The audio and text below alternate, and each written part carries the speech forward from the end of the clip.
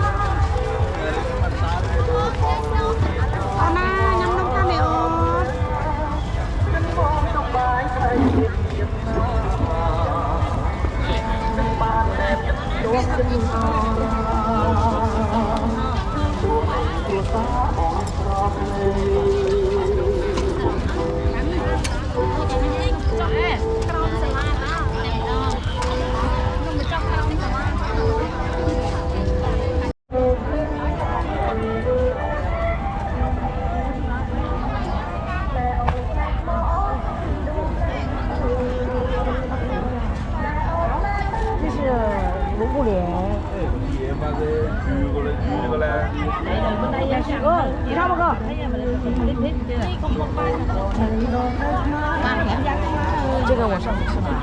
这个我也吃了。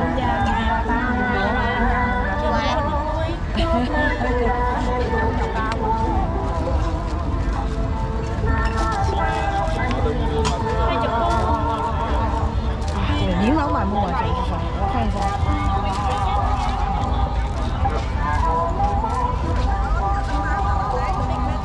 哎呀，怎么人字太多？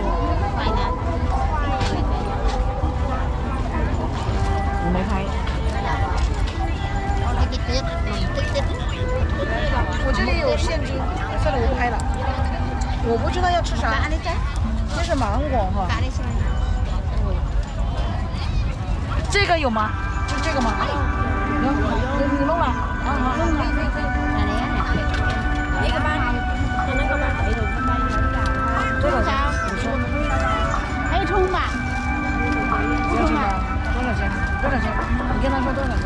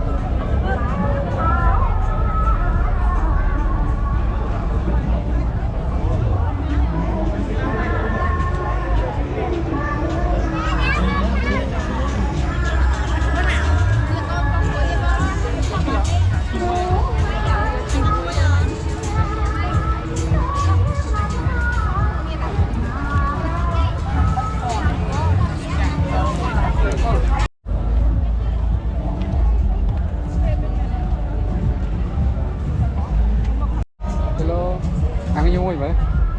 Ăn với muối vậy? Con nhớ chiều nay mình sẽ có sự hoa đỏ chì. Giờ đó thì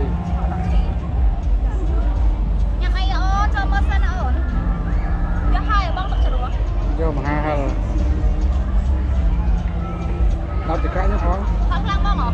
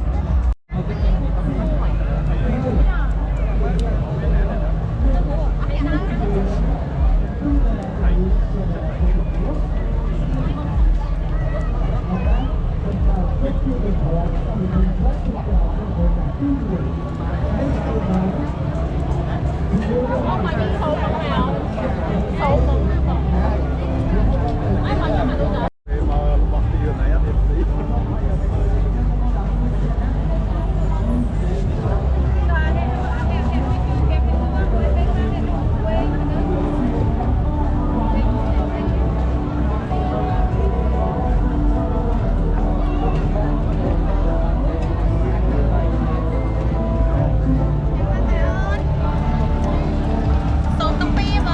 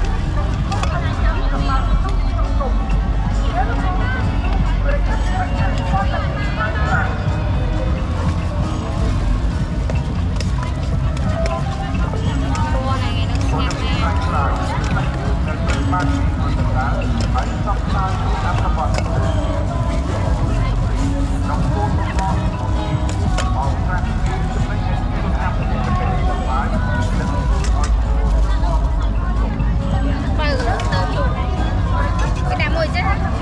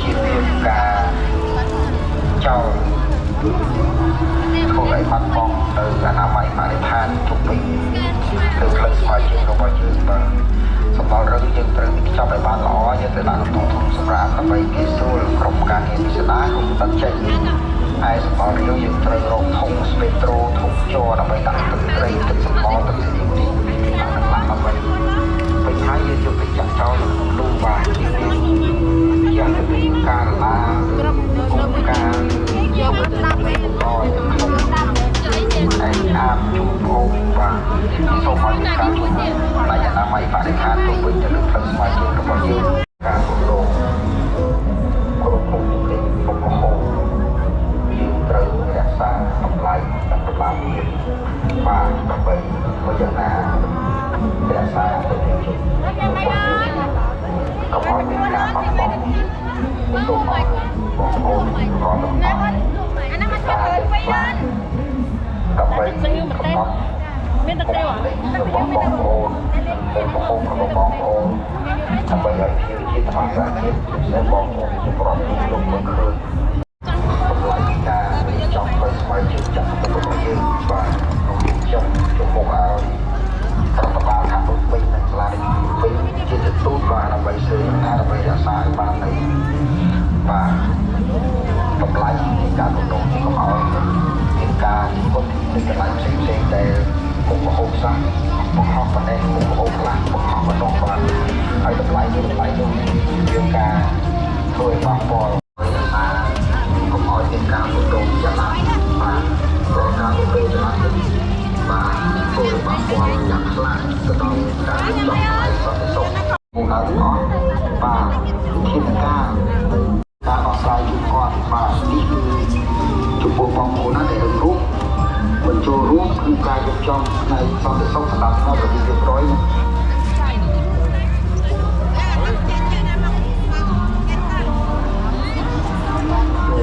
របស់បងប្អូនយើងទាំងអស់លោកណាដែលលេងរបស់បងប្អូនយើងទាំងអស់លោកណាដែលលេងតាមបណ្ដោយផ្លូវថ្មីជើងនេះបងប្អូនណាឬបានសម្រាប់ផ្សេងៗសូមមេត្តាបងប្អូនយកមកផ្ញើទៅជាកាត្រាទី1ទីមុខវត្តអារម្មណ៍ទី2គឺលើវិទ្យាឧតុសម្រាប់វិញ្ញាណដើម្បីរក្សាទុកបាទសូមជម្រាបដល់បងប្អូនដែលមួយណាដែលលេងនៅតាមបណ្ដោយផ្លូវសុខភាពតែជាស្រ័យបាទអ្នកលេងមិនអីមិនគួរមើលបាត់ផ្លូវបាត់ហើយចឹងសូមមេត្តាកុំបាត់ផ្លូវលោកណាបាទទុកផ្លូវសម្រាប់បងប្អូនយើងលោកស្មារជើងឲ្យដល់ពេលផ្លូវស្មារជើងនាំមានឈរបាត់ផ្លូវហើយចឹងមេត្តាជាស្រ័យដល់មួយបងប្អូនទាំងអស់បាទឈរមើលយ៉ាងម៉េចបាទយ៉ាងវែងទុកផ្លូវសម្រាប់បងប្អូនយើងចរាចរណ៍ស្មារជើងទៅមកបាទសូមអរគុណបាទចំពោះបងប្អូននៅលោកដូបាទយើងបានប្រកាសជូនដំណឹងរៀងរាល់សប្តាហ៍ហើយបាទទី1គឺហាមមិនឲ្យមានដាក់សម្ភារៈលក់ដូរផ្សេងបាទនៅលើសួនច្បារបាទលើស្មៅគុំផ្កាដើមព្រៃបាទទី2បាទហាមមិនឲ្យមានការចាក់ទឹកស្អាតហើយថង់បាទតាមច្រាំទន្លេបាទឬតាមមាត់ទន្លេធ្វើឲ្យប៉ះពាល់ដល់បរិស្ថានអនាម័យបាទធ្វើយ៉ាងម៉េចបងប្អូនវិចប់ទុកដាក់ឲ្យបានត្រឹមត្រូវបាទទី3គឺហាមមិនអនុញ្ញាតឲ្យមានការបន្ទោបង់បាទតាមគុំការកន្លែងខ្លះគុំការបន្ទោបង់នៅលើសួនច្បារឬក៏តាមច្រាំទន្លេទេបាទសួនដែលហាមខកគឺមានសួនព្រះរាជបណ្ដាំនិងសួនចន្ទយាបាទពីរនេះគឺបណ្ដាបញ្ញាតែមានការដាក់តាំងលក់សម្ភារៈផ្សេងៗទេចឹងសូមឲ្យបងប្អូនយើងទាំងអស់បាទចូលរួមក្នុងនោះដើម្បីរក្សាបាននៅសណ្ដាប់ធ្នាប់របៀបរៀបរយបាទសាធារណៈបានលើ